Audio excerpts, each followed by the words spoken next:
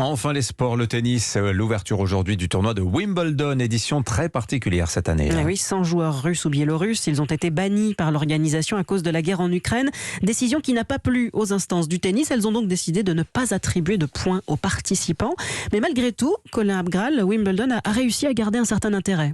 Oui, après l'imbroglio entre Wimbledon, l'ATP et la WTA, le doute planait quant à la venue des plus grands joueurs et quant à l'intérêt qu'aurait ce tournoi sans eux et sans le numéro 1 mondial, le russe Daniil Medvedev.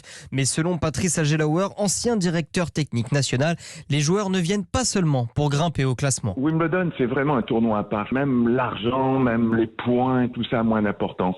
Il y a le poids de l'histoire, il y a le poids de la tradition. Je crois que c'est le tournoi le plus prestigieux qui existe et les points n'ont vraiment que peu d'intérêt pour les joueurs. Pour preuve, les stars sont bien au rendez-vous. Raphaël Nadal tentera de soulever un 3e trophée du Grand Chelem cette année face à Novak Djokovic, triple tenant du titre. Chez les femmes, il faudra scruter l'américaine Serena Williams, 40 ans, 23 titres en Grand Chelem. Elle effectue son grand retour sur le gazon londonien après un an sans avoir joué. Et puis du côté des Français, ils seront 18, 10 hommes et 8 femmes pour faire mieux qu'à Roland-Garros où aucun d'entre eux n'avait atteint la 2e semaine. Colin Abgral du service des sports d'Europe 1.